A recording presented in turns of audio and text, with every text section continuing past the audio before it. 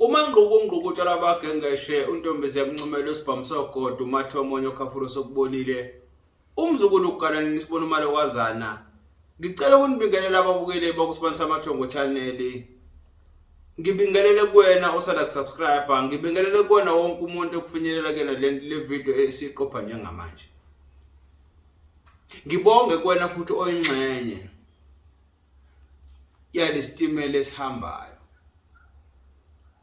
Namhlanje ngifisa sikhulume ngesiphandla. Yini isiphandla? Sifakwelana isiphandla. Ubani ofaka isiphandla? Sifakwa makwenze njani isiphandla? Kungani abantu befaka iziphandla? Imibuzo leyo ekufuna manje siyiphendule sihambe nayo. Yini isiphandla?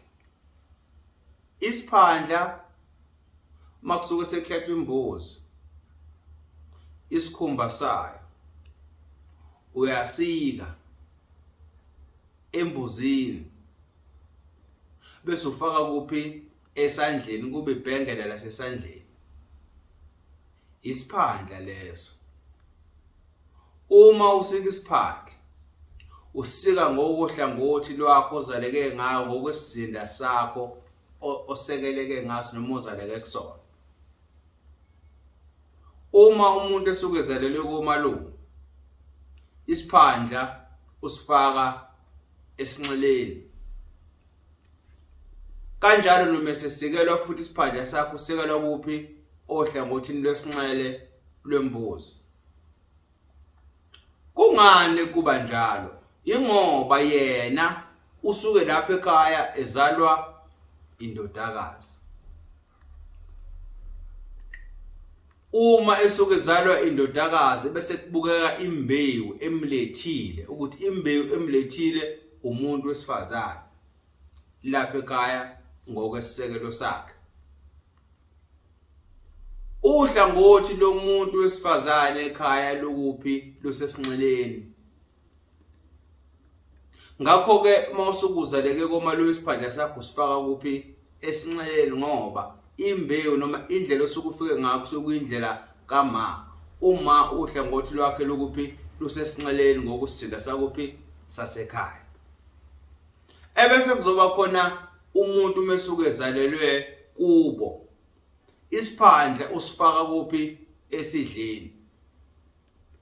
Kungani esifaka esidleni isiphandla na? Uhlangothi lwendoda ekhaya isidla.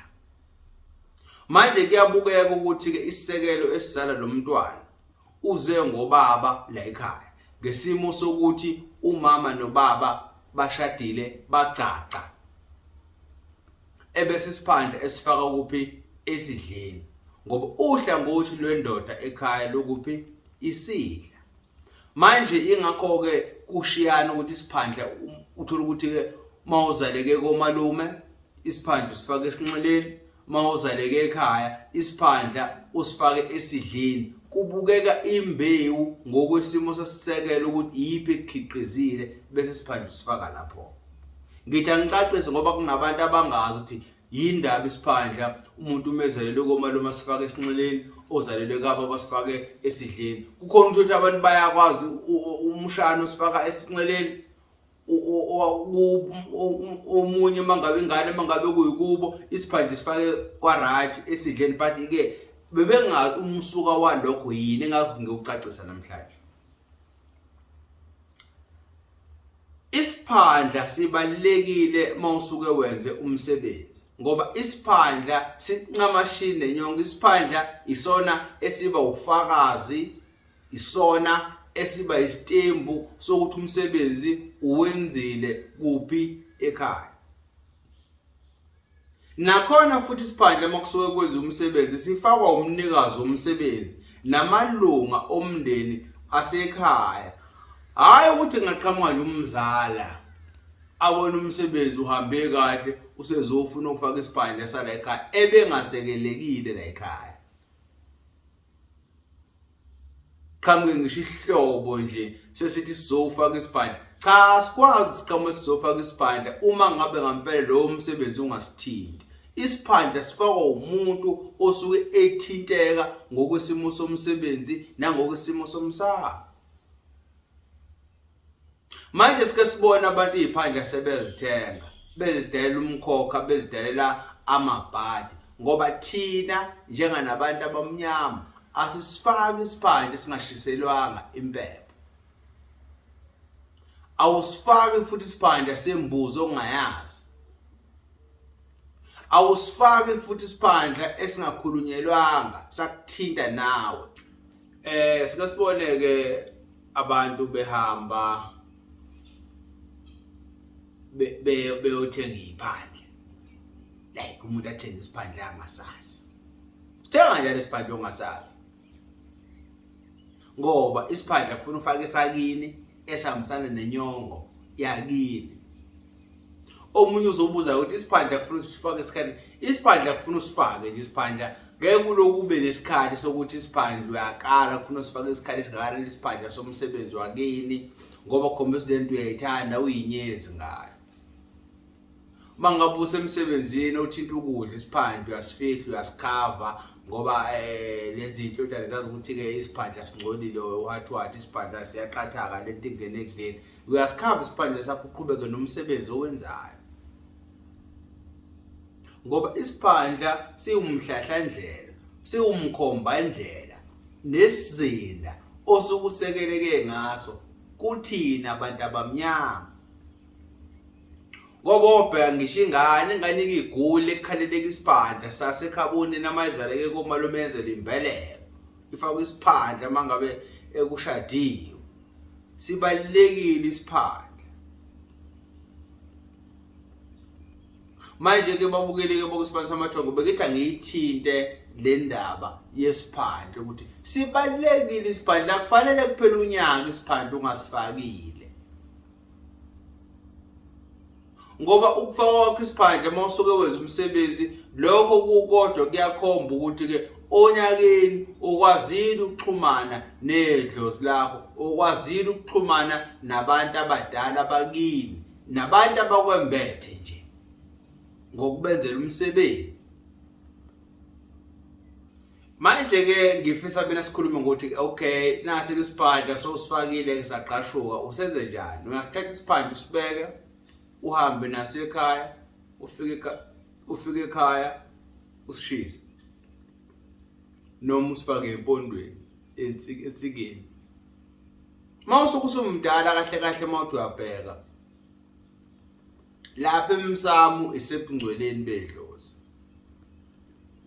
Isiphandla mawususifakile usumdala kahle kahle akubalekile kangako ukuthi uphusise kuphi emsamo.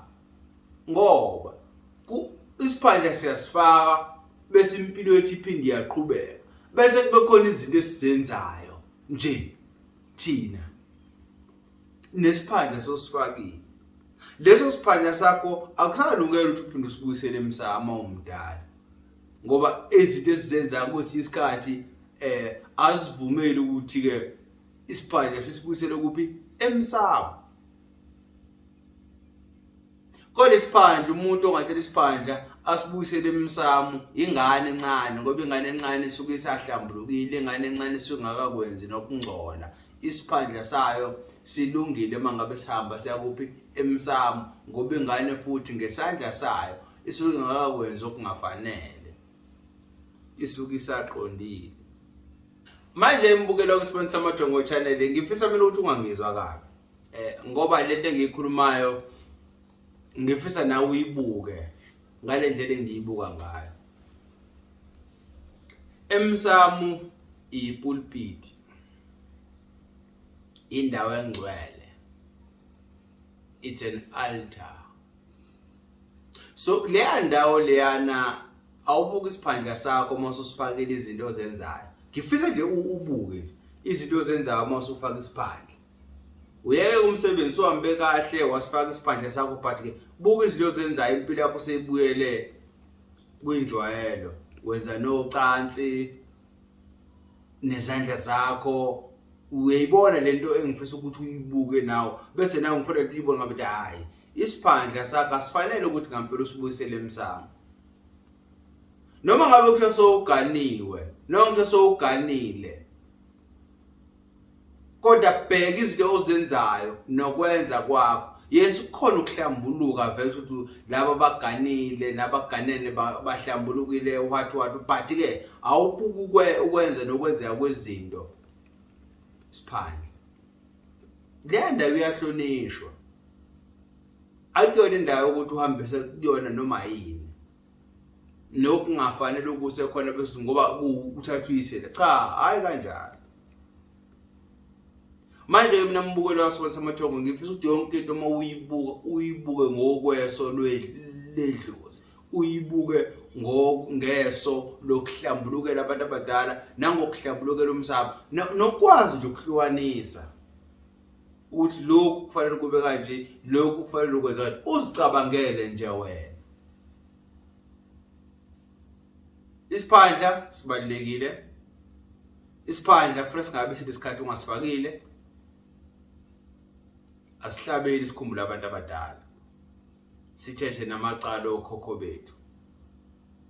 Isiphandla sokhi, isiphandla somgogola, umntwana wethongo, umntwana wamanzi ongenagobela. Uyabo.